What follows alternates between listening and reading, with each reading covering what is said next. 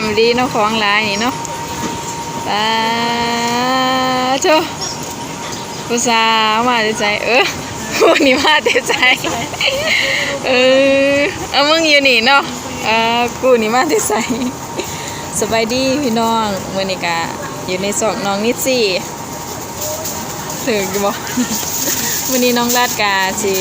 มาล่าเนาะมาล่าโมล่าครูได้บัดนี้สิได้นี้ป้าได้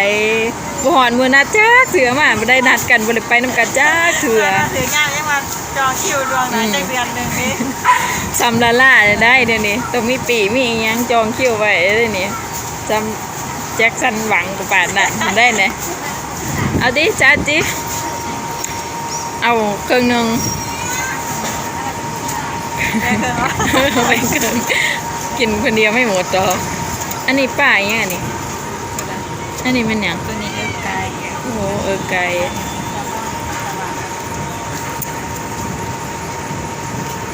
เอ้าตัวไรปลาแสบมีปลาสบานะพี่เอาปลาสบาเลยอะไรแล้วก็แนวอะไรยางเอาแนวอะไรยางเลยซะเหรอเขาแน่แสบบอกเอามีปลาหมึกนั่งเว้ยเฮ้ยอันนี้คือขายจังไรนี่ทำเป็น3,000เรียนทำ3,000สิแถมเลยคนพิเศษนี่แถม10 คำแถมคำหนึ่งเนาะถืออยู่คำละจักบาทวะเป็นเงินไทย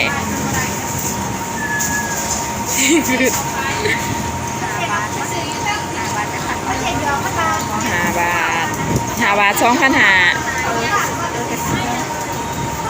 116 บาทพอดี6 บาทคำหนึ่ง6 บาทไม่น้อง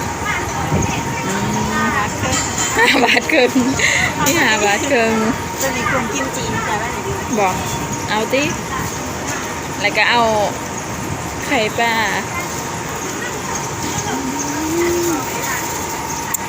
วันนี้มาลาเลยสิได้เดินทางไปเวียงจันทร์สิไปหาทำงานอยู่3 เหลี่ยมทองคำพี่น้องอยู่ปากเสอยู่ยากเลยปากเสบ่มีคำตอบไปหาคำตอบอยู่คุณเลยเอาตัวไรมาแสบกะเอาหลุดแล้วเป็นเหนือเป็นป้าไปเนี่ยนะอันนั้นบ่ได้เฮ็ดบ่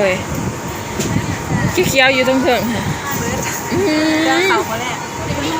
ว่าท่านเนาะใครอยากกินของดีต้องมาแดงๆ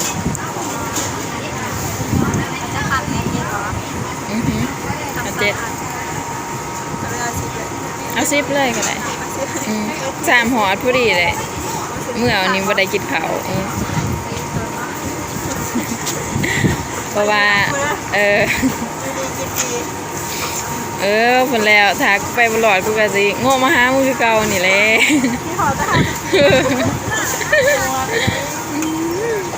ไปเบิ่ง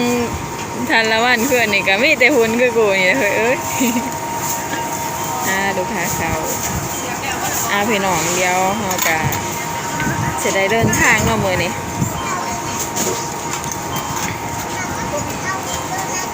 อยู่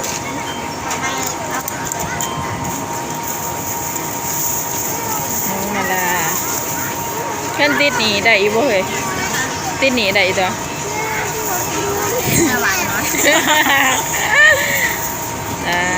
เดี๋ยวขออนุญาตจ่ายเงินแป๊บหนึ่งพี่น้องเดี๋ยวไปพบกันในการเดินทาง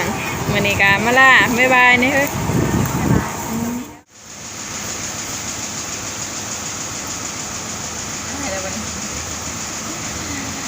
สบายดีครับส้มอีเพื่อเนาะตอนนี้เขาก็มาอยู่เมืองคงหน้าโรงแล้วพี่น้องตอนนี้ก็แวะกินข้าวเนาะรถอันนั้นไปแล้วรถแม่นะที่แรกว่าสิส่งปีขึ้นวันนี้เขาว่าส่งปีขึ้นบ่ได้ก็จะเป็นไหนมาเพราะว่ารถก็ออกทำไปประทานเขาตอนยืดก้นกันได้1นะก็เลยว่าตกเกี่ยวรถเนี่ยเนาะที่แรกก็ว่าสิออกมาตอน3 โมงครึ่งนี่แหละ แต่ว่ารถมันบ่ทันเนาะคือว่าคนเขามันน้อยเด้เขาก็ได้บ่อยากทางนะมันสิอันนั้นคัดเที่ยวกันนะคือว่ามันต้องมีเป็นเที่ยว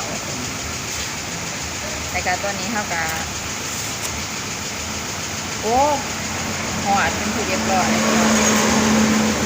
ก็บ่ทันได้บอกเนาะว่าผู้ใดจับกล่องให้ไปซะเลยตอนถ่ายบ่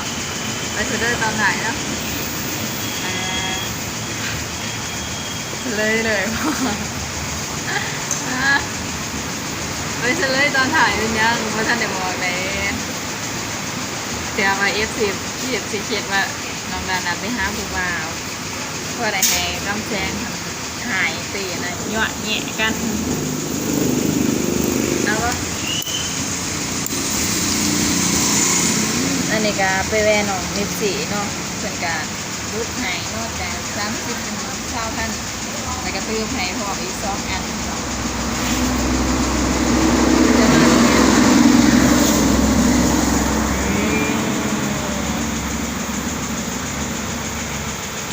สบายดีพี่น้องอยากจะใครจะไปดีเด้อ บ่เห็นกันจักมื้อเด้อนี่บ่เห็นกันจักมื้อเด้อนะ ซ้ำมาเลยแบบ แม่นจะมาที่23สหามื้อนี้ที่สหา23 24สหามื้อเดียวเอง นะ แม่นอันนี้เอียงข้าวเปียกอ๋อโอเคผู้สาวเสิร์ฟก็งามเนาะติด มา ติดต่อให้ ผั ผัวเขาเด้ หน้าปงมันจะมักมันขายติ่งไก่นี่แหละเพราะว่าเป็นทางผ่านของรถ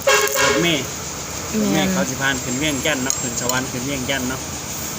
ผ่านหน้าปงแต่ว่าเขาบอกเขาไปสารวัตรนี่พี่น้องก็เลยว่าตำแซงกันได้มันรัดเอาอยู่นี่เนาะเป็นระยะทางใกล้เติมพี่น้องเนาะกลับไปกลับมาก็เกือบ100เนาะ ว่า บาทตำแซงแต่ว่าตอนนี้นะรถตำแซงสตาร์ทบ่ได้เนาะหัวไฟเบิดพี่น้อง อีกแล้วพี่น้องเอ้ยซอ ก็เลยได้มานั่ง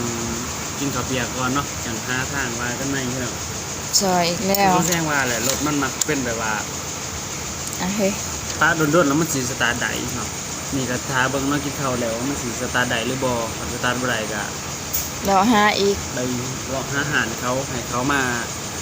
อันนี้เกินว่าขวบ มาควง ให้เนาะตอนนี้ก็ไม่แวะกินข้าวแล้วก็ซื้อติ่งไก่ตัวแหละอยู่ท้ายรถซื้อไว้เนาะเดี๋ยวเมื่อพายไงเนาะ นี่มีอันนี้นำเฮ้ยเอาไหมกุ้งนำ เดี๋ยวมาเลย เอ้ยเว้ยป้าให้ดูเข้าใหญ่แน่จ้ะหันป้าให้ดูเขามีอนาคตที่ดี นี่ก็บ่ได้ไปเกี่ยวเนี่ยยิ้มซื่อ อย่าดูเขาลง ๆยิ้มซื่อๆก็สิลง เอ้ย ว่ามันป้านนั่นบ่ เดี๋ยวมันรอเด้ ตาป้านนั่นบ่ แฮ่กระจอมมันรอ ก็คือคนนี้รอเรียนรอ นี่ว่าในใจก็อยากว่าเพื่อนได้รอเนาะ อ่ะพี่น้องกินข้าวกันกันเด้อ เขาจะเอาอีหยังอันนี้ คอยเอา